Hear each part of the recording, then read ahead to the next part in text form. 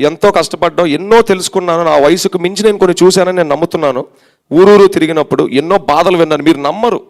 మీరు నమ్మరన్న ఒక్కొక్క ఊరికి వెళ్తున్నప్పుడు ఒక్కొక్క ఫ్యాన్ ఎంత కోల్పోయాడు తన జీవితంలో, తను ఎన్ని పెట్టుకున్నాడు.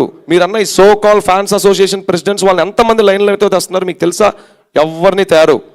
ఒక సినిమా రిలీజ్ అయితే మాత్రమే అభిమానులు కావాలి వాళ్ళకి. మీరన్న ఫ్యాన్స్ అసోసియేషన్, నేను అందరిని అనట్లేదు, అండ్ ఎంటైర్ అసోసియేషన్ని అనట్లా. కొందరు మాకు వచ్చినవి మేము అవి కూడా పెట్టాం బయట. That is not our job.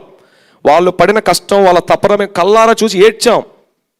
అన్న ఎకరం అమ్మామన్నా, ఎంత అమ్మామన్నా, అమ్మమని ఎప్పుడు రామారావు గారు చెప్పరే. సేవా కార్యక్రమాలు కూడా ఇల్లు వాకిలు అమ్ముకొని చేయండి రా అని ఏ రోజు మా హీరో గారు చెప్పాల. మీకు ఉన్న దాంట్లో రూపాయి పెట్టండి, అది కూడా పెట్టిన సైలెంట్గా ఉండండి. ఈ పిచ్చి పిచ్చి అభిమాన పనులు చేసుకండి, కొట్టుకోబాకండి, అని చేయబాకండి, ఈ ఫ్లెక్సీలు పాలాభిషేకాలు ఆపేయండి అన్న వ్యక్తి మా రామారావు గారు.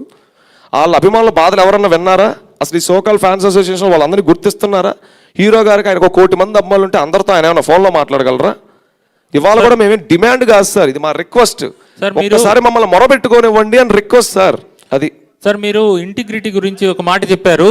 అయితే జూనియర్ ఎన్టీఆర్ ఈ ప్రెస్ మీట్లో పార్టిసిపేట్ చేస్తారు అని మొట్టమొదట మీరు ఒక పోస్టర్ అయితే రిలీజ్ చేశారు ఆన్లైన్లో. జూనియర్ ఎన్టీఆర్ ప్రెస్ మీట్ ఇక్కడ ఉండబోతుంది తాజ్లో అని ప్రకటించారు మొదట. ఎవరు? మేమా? జూనియర్ ఎన్టీఆర్ ప్రెస్ మీట్ అని చెప్పాము మేము. రాయ్ ఎన్టీఆర్ ప్రెస్ మీట్ అని చెప్పాము. పోస్టర్ ఉంటుంది స్వామి, చూడండి. అంటే ఎన్టీఆర్ హాజరవుతారు మేము చెప్పలేదు సార్, అది మీడియా మిత్రులు ఎవరో కొన్ని పేపర్లు రాసుకున్నాయి. అది తప్పు అని ఖండించిన ఫస్ట్ మేమే అంటున్నాం కదా. అది తప్పు అని ఖండించింది రాయ్ ఎన్టీఆర్ఏ. డేట్ ఉంది, సోషల్ మీడియాలో ఏ రోజులో పోస్ట్ చేసాం అన్నీ ఉన్నాయి. మీరు అన్న సోకాల్ కన్వెనర్ ఇవన్నీ ఇవ్వలేదేమో ఏఎస్పీ గారికి. సార్ ఏఎస్పీ గారికి క్షమించండి సార్, డీటెయిల్ ఇన్ఫర్మేషన్స్ కావాలంటే మేము ఇస్తాం. సగం పోస్టర్లు ఇచ్చి మేము మీ టైం వేస్ట్ చేసినందుకు క్షమించండి సార్ వాళ్ళ తరపున. డీటెయిల్ మేము ఫస్ట్ లెటర్ వేసి అడ్డుకున్నాం, ఇది తప్పు బాబు, ఇలా అనబాకండి, ఆయన ఏదో సినిమాలు చేసుకుంటున్నారు, ఇది దానికి సంబంధం లేదని. ఇవాళ మళ్ళీ మేమే దీన్ని హైప్ని క్రియేట్ చేసాం, మేమే సృష్టించామంటే ఏం మాట్లాడాలి సార్? ఏఎస్పీ గారికి సగం ఇన్ఫర్మేషన్ ఇస్తున్న ఆ వ్యక్తి ఎవరో ఫస్ట్. సార్, మీరు ఇప్పుడు ఈ కార్యక్రమం ఎప్పటి నుంచి ప్రారంభించబోతున్నారు? ఎన్టీఆర్ జిల్లా నుంచి అన్నారు కదా, ఏ ఆర్గనైజేషన్ షెడ్యూల్ ఏమైనా రిలీజ్ చేస్తారా మీరు ఆర్గనైజర్గా? ఉంటుంది సార్. ఎన్టీఆర్ జిల్లా అనేది మాకు సెంటిమెంట్. మన జిల్లాలు ఈ ఇవన్నీ బైఫర్కేషన్లు ఇవన్నీ జరిగిన తర్వాత, డీలిమిటేషన్లు అయిన తర్వాత ఎన్టీఆర్ జిల్లా రావడం ఇవన్నీ మీ అందరికి తెలిసిందే ఆ భారత ప్రభుత్వం నుంచి. ఎన్టీఆర్ జిల్లా అనేది మాకు ఒక ఎమోషను. అందులో పలు ఊర్లు పలు చోట్ల మాకు టీమ్స్ ఉన్నాయి. ఏ ఊరిలో ఎప్పుడు ఎక్కడ ఏ డేట్కి ఫస్ట్ మొదలు పెడితే బాగుంటుందో ప్రాపర్ అన్నీ స్టడీ చేసుకొని అన్నీ సెట్ అన్న రోజే దగ్గరగా ఉన్నప్పుడు ఒక డేట్ వదులుతాం, ఆ డేట్లోనే మొదలు పెడతాం. కాకపోతే సార్ మేము చాలా చిన్నగా అడుగులేస్తాం. మేమేదో జెట్ స్పీడ్ లాగా, మాదేదో రాజకీయ పార్టీ కాదు ఏదో వచ్చే ఎలక్షన్కి మేము ఏదో పోటీ చేయాలని. మెల్లగా అడుగులో అడుగు వేసుకుంటూ ఊర్లో ఊరు చూసుకుంటూ తప్పులేంటి రైట్ ఏంటి, ఎందుకంటే మాకు మేమే టీచర్స్. మమ్మల్ని ఎవరో వెనకాల నుండి ఎవరో ఇది చేయి అది చేయని మేము ఎవరికి బీ టీం కాదని చెప్పాం. నేను తప్పు చేస్తే పవన్ అడ్డుకుంటాడు, పవన్ తప్పు చేసుకుంటే రాజేష్ అడ్డుకుంటాడు. అసలు మేము ముగ్గురువే తప్పులు చేస్తే కోర్ టీం మమ్మల్ని క్వశ్చన్ చేసిద్ది. ఈ వాదనలు ఈ ప్రతివాదనలు జరుగుతూ ఒక్కొక్క ఊరు వెళ్తుంది. అని నేనే 100 కోట్లు కూడా 2 ఏళ్లలో చేసేస్తామని ఎక్కడా చెప్పలేదు. అసలు మాకు చెప్పే టైం ఇవ్వలేదు, అంత స్పేస్ ఇవ్వలేదు. ఈ లోపే 100 కథనాలు మమ్మల్ని స్కామర్లు చేసేసారు స్టేట్లో. ఇప్పుడు నేను స్టేట్లో one of the biggest criminal అనమాట. 100 కోట్ల స్కామ్ ఒక రోజులో చేశానంట. ఈ దొంగల ముఠా అన్న ఫోటో కానీ మా నాయనమ్మ గారు ఎంత ఇబ్బంది పడ్డారో మీ ఎవరికి తెలియదు సార్. అది నాకు మాత్రమే తెలుసు. అది నేను సోషల్ మీడియాలో కూడా చెప్పలేదు. చెప్పి నేను ఏదో సింపతి కార్డు ప్లే చేయొచ్చు, నాకు ఇష్టం లేదు. నేను మౌనం పాటించడానికి ట్రై చేశాను సార్. కానీ మొన్న మీడియా మిత్రులు బయట అడిగారు, నాకు దర్శనం టర్న్ అవుతుంది, నేను ఎంతో ఇబ్బందిలో ఉన్నాను, కొంచెం ఫాస్ట్గా చెప్పడం వల్ల 1-2 మాటలు మిస్కమ్యూనికేట్ అయినాయి. దానికి స్టార్టింగే సారీ చెప్పేశారు. సార్ రూప్ గారు ఒక్కటి దయచేసి, అంటే సార్ నిజంగా మీరు సేవా కార్యక్రమాలు ముందుకు వచ్చారు, దాన్ని ఎలాంటి పరిస్థితుల్లో మేము అడ్డుకోవడం కానీ వ్యతిరేకించడం కానీ చేయము. అంటే తిరుపతి మీడియా ఏంటి ఇంత ప్రశ్నలు వేసిందని అనుకోవద్దండి. మాకు మాకేం కనిపిస్తుందంటే, మీరు రాబోయే రోజుల్లో ఎదుర్కోబోయే హడ్డిల్స్ని మేము చెప్పాము ఇప్పుడు. ఎందుకంటే మీ నాయకుడు మిమ్మల్ని వ్యతిరేకిస్తున్నాడు, మీరు తీరా సిఎస్ఆర్ పేరు చెప్పారు. ఇన్ని సమస్యలు ఉన్నాయి కదా, వీటిని ఎదుర్కొని ముందుకు ఎలా వెళ్తారన్నది మా ప్రశ్నల సారాంశం తప్ప మీ కార్యక్రమాన్ని కించపరచడం. ప్రస్తుతానికి మా గురువు మీరే సార్. ప్రస్తుతానికి మా గురువు మీరే.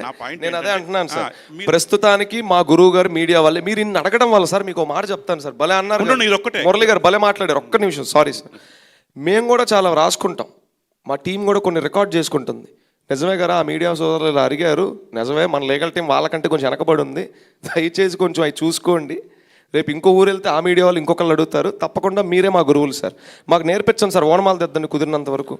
లేదా తప్పు చేస్తే నిజం తీసి క్వశ్చన్ కొంచెం చొక్కా పట్టుకొని అడిగేయండి ఫస్ట్. ఓకే, అంటే ఫైనల్గా నేను సజెషన్ ఏంటంటే సార్, మీరు మొదట చేయాల్సింది ఎన్టీఆర్ని కలవడం. ఇది మీరు ఇప్పటికా ఇది కలవలేదు అడ్డుకుంటున్నారన్న మాటలు మాత్రం చెప్పొద్దు. సిన్సియర్ రిక్వెస్ట్ ఇది. ఎవరెవరో చిన్న చిన్న కార్యక్రమాలు చేసిన వాళ్ళు కూడా జూనియర్ ఎన్టీఆర్ కలుస్తున్నారు. సరే సార్, ఒక పని చేస్తాను. మీరు ఎందుకు నేను కలవలేకపోతున్నారు? 250 ప్రయత్నాలు పైనే చేశాను. అయితే ఒక పని చేస్తాను, మీరు సహకారం ఇచ్చారు కాబట్టి ఒక పెద్ద ర్యాలీ చేసుకొని ఆయన ఇంటి ముందుకు వెళ్ళిపోయి గేటు కొట్టమంటారా? అది దాడి అవుతుంది మళ్ళీ. అదే సార్, 250 మంది, పార్టీలతో సంబంధం లేదు, వాళ్ళ అర్హతలతో సంబంధం లేదు, సినిమా వాళ్ళ, రాజకీయ నాయకుల పట్టుకొని వాళ్ళు లేరు, నేను మెసేజ్ పెట్టిన వాళ్ళు లేరు, నేను ప్రయత్నించిన రోజు లేదు. ఇదివరకు ఇంత వెంపర్లాడలేదు సార్. ఈ లెటర్లు పడిన తర్వాత ఈ స్టార్ట్ అయినాయి. ఆయన కలవడానికి ఎప్పుడూ వెంపర్లాడలేదు. Underline this sir.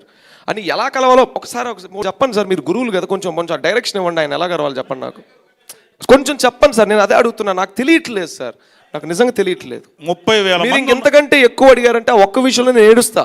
నాకు తెలియట్లేదు సార్. హలో సార్, సాయిరూప్ గారు. హలో హలో సార్, ఇట్లా ఒక్క నిమిషం.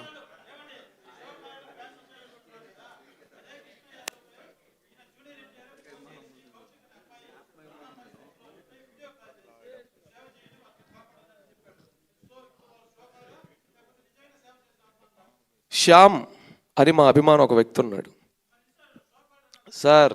సోకాల్డ్ అంటే సోకాల్డే కదా సార్, నేనేమన్నాను? అదే సార్ చెప్తున్నాను. అవును సార్, మా దగ్గర హీరో నెంబర్ ఉంటే మేము కూడా వీడియో కాల్ చేసేవాళ్ళం సార్ హీరో గారి. అదే కదా సార్ నేను అంటుంది. మేమేమంటున్నాం అంటే, సరే అక్కడే మాట్లాడుకుందాం, అక్కడికే వస్తాను.